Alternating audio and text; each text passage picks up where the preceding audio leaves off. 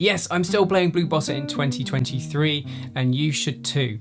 In today's lesson, I'm going to show you a beginner-friendly way of playing the chords, and then a second way which is richer with the harmony and the chord voicings. I'll also break down the harmony for you. Now you can get the chords and the chart, link in the description. Now, let's get onto it.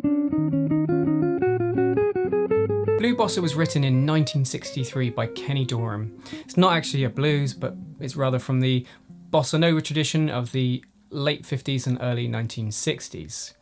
It does, however, share a similarity with the blues in that it has a very simple form, has a 16-bar form as you see here on the screen. For me, this makes it a great song for fledgling improvisers, and for those more experienced with soloing, it's a great place to experiment and try and push your harmony a little bit more. It's normally played in the key of C minor, so first thing we need to do is think about what that entails.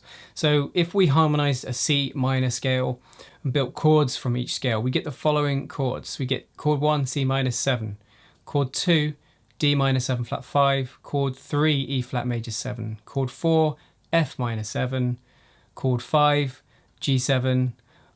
Theoretically, it should be G minor 7, but in practice it would be G7. Chord 6, A flat major 7, and finally chord 7, B flat 7. Those are the chords which are in key. If we reference the charts, you'll see that we have the C minor 7, we have the F minor 7, the D minor 7 flat 5, and the G7. So those are our in key diatonic chords. That covers lines 1, 2, and 4, leaving this third line as a bit of an outlier. Now, whenever you see minor 7, dominant 7th to major 7, there's a strong chance that it's a 2-5-1. And this here is an example of a 2-5-1 from the key of D flat major. Take the D flat major scale, you'll see here E flat minor 7, chord 2, A flat 7, chord 5, and chord 1, D flat major 7. So with this song, we got the first, second, and fourth line being in the key of C minor, with that third line going up a semitone to D flat major. And if you listen to the song, just appreciate that move of how it goes up and then it comes back down for the last 4 bars. Now, for my beginner's way of playing it, you need the following shapes. So we need C minor 7, F minor 7, D minor 7 flat 5, G7, E flat minor 7, A flat 7, D flat major 7. Now don't forget you can get those chord boxes as well as the chart, link in the description. Put those together and the beginner way goes like this. 1, 2, 3, 4.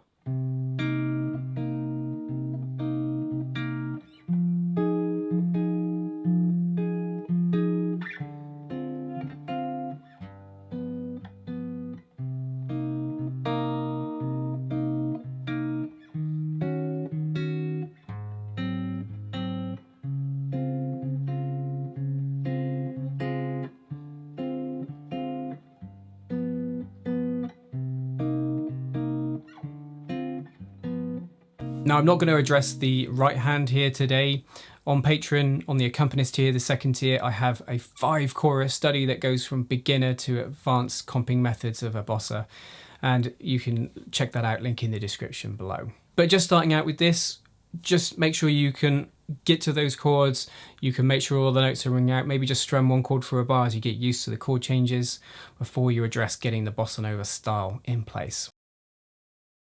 Now that beginner way is perfectly fine. If you were playing for someone else, they could easily play the melody or solo over that. It develops the harmony and the structure that people are used to hearing.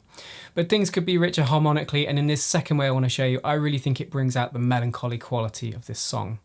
And for this more interesting way of playing the chords, you're going to need the following shapes. Wherever there is a minor 7 chord, we're going to play minor 9. So that means C minor 9,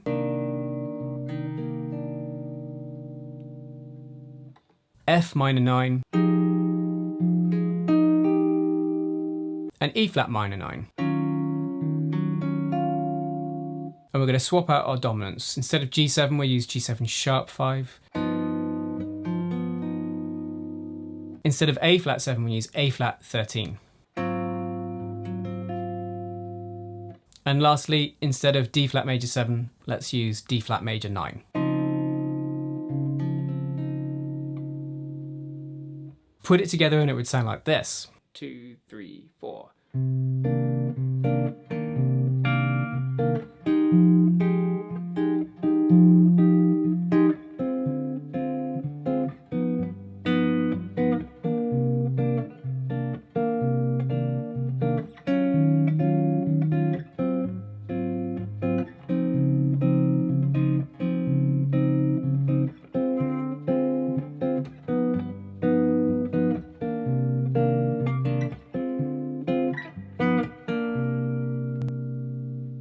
Now, as you learn a song like this, I think it's really easy to get too bogged down in the technical, mechanical aspects of just changing chords and making those voicings work. But please ensure that you also really do reflect upon how these chords sound, how the changes work, how you feel those changes, where there's points of tension, where there's points of release, where there's some interesting movements to you. I interpret the chords as follows. So we start out on chord 1, C minor 7. That's our stable chord that we're going to want to return to. That's home. We're then moving away from there, journeying to the 4 chord, F minor. And then as soon as we hit this D minor 7 flat 5, it is a move back to C minor, which the G7 facilitates really nicely by going 5-1. So we're back to home. And then I see this next line, it obviously is a real departure. Things shift up a semitone by a key and to a major key, so it's a brighter feel to this line. It's got to resolve somewhere, and we resolve to the D flat major. And what I hear next is this need to get back to C minor before the song finishes, the form finishes. And I love the bass movement from D flat to... It's such a really clever change, you know, especially in guitar terms here. Look at this D flat major 7 becoming a D minor 7 flat 5. There's only one note that changes, so it's such a smooth move. And this 2 likes to go to the 5 to take us home. And I say I would typically put a little 2-5 at the end just to punctuate the end of the form. So it's kind of home, sense of moving away. We start our journey back, home, resolve to C, open the door to another key, a brighter sound, happier sound, starts raining again, back to home, back to C minor. Now if you want to learn more about this tune with me, then there's tons on Patreon to help you with this. As I said, there's a 5-chorus comping study from beginner to advanced. Here's a little sample of that.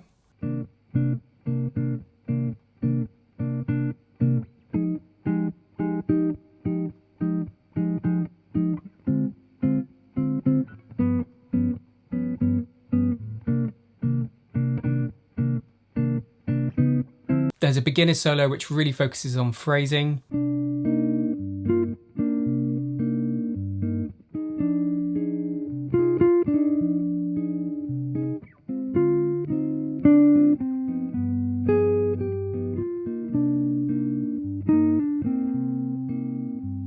And an intermediate solo which delves into how to structure each solo with a theme, if you like.